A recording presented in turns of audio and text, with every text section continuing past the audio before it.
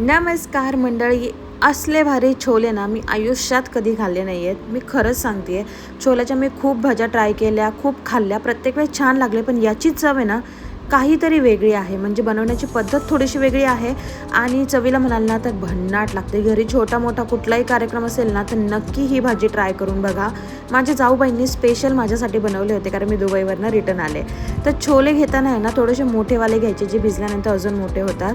याला काहीतरी पहाडी छोले का काहीतरी म्हणतात, काबुली छोले चणे. तर ते घ्यायचे, रात्रभर भिजवायचे. आता कुकरमध्ये ते काढून घेतलेलं आहे. त्याआधी इथे जेवढं आपल्याला कुकरमध्ये पाणी घालायचं आहे ना त्याच्यात 2 ते 3 चमचे चहा पावडर टाकून उकळवून घ्यायचे छानपैकी. साखर घालू नका, फक्त चहा पावडर. आणि सुक्या मसाल्यामध्ये इथे बघू शकता ओवा, दालचिनी, हिरवी विलायची, मोठी विलायची आणि थोडेशा काळ्या मिऱ्या आणि लवंग घेतलेला आहे आणि थोडेसे शहाजिरे.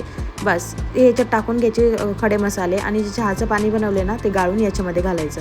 आता याने काय होणार, तर याचा कलर खूप भारी येतो, कारण आपण जे बाहेरचे छोले खातो ना ते काळपट असतात, तर याच कलरमुळे होतात. थोडासा लसूण, मीठ घालायचं आणि 3 ते 4 शिट्ट्या करून घ्या. नंतर बघा हे छोले कसे कलर लगेच चेंज झालेला आहे. आता एका भांड्यामध्ये काढून घ्या आणि खडे मसाले पूर्ण यातनं काढून टाका. आता छोले मसाला तुम्हाला जो हवा आहे तो तुम्ही घेऊ शकता. हा घरी बनवलेला छोले मसाला होता. तर छोले मसाला घेताना फक्त त्याच्यामध्ये बघायचं की डाळिंबाचे दाणे लिहिलेले आहेत का इन्ग्रेडियंटमुळे मध्ये, कारण त्याच्याने याची चव खूप भारी येते. आणि ह्याला ना आता मस्त मॅरिनेट करून ठेवायचं. या छोल्यांना 2 चमचे छोले मसाला टाकला, छानपैकी मिक्स करून साईडला ठेवून दिला. आता मेन आपली भाजी बनवण्याची पद्धत सुरू होती आहे. इथं कढाईमध्ये भरपूर तेल घ्या, कारण तेल थोडंसं जास्त लागतं. आणि फोडणीला जिरे मोहरी न घालता ओवा घालायचा. बारीक चिरलेला मोठे 2 ते 3 कांदे आहेत, ते कांदे इथे घातले. 2 हिरव्या मिरच्या, अद्रक लसूणची 1 मोठा चमचा भरून पेस्ट घातलेली आहे.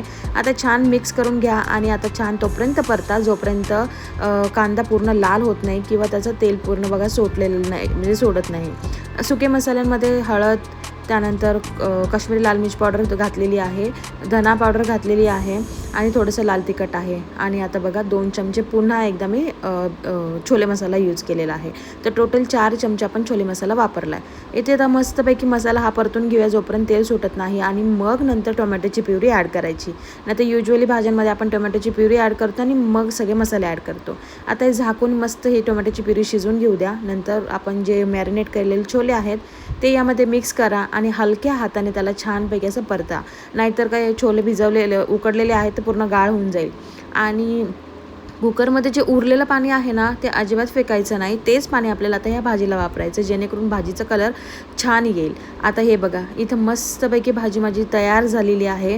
वरून आता शेवटी काय करायचं, थोडीशी कसुरी मेथी आहे ना हातावरती जशी क्रश करायची ती टाकायची. याने त्याची चव खूप भन्नाट येते, अतिशय भारी येते. इतकं कौतुक केलं मी त्यांचं या भाजीबद्दल, कारण खूपच भारी झाली होती. त्यानंतर कोथिंबीर घालायची आणि शेवटी एक तडका मारण्यासाठी मग तुपामध्ये 1 हिरवी मिरची टाकलेली आहे आणि अद्रक असं कुटून टाकलेलं आहे. लांब लांब पण टाकू शकता, पण आमच्या घरात कोणी खात नाही त्याच्यामुळे आम्ही असं कुटून टाकला. आणि तो तडका याच्यावरती मस्त चर्र आवाज येईपर्यंत असं टाकायचा. आणि त्यानंतर मग तुमची भाजी एकदम रेडी आहे सर्व करण्यासाठी. बरं याच्यासोबत तुम्ही पुरी चपाती काहीही बनवू शकता, पण तुम्हाला जर मजा करायची आहे ना खाण्यासाठी तर मग भटुरेच बनवा. भटुरे काय आहे, थोडंसं मैद्याचं आहे पण कधी कधी चालतं.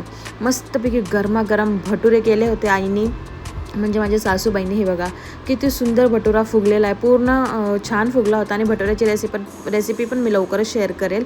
आणि हे बघा भाजी आपली तयार आहे. आता मस्तपैकी त्याच्यावरती ताव मारा.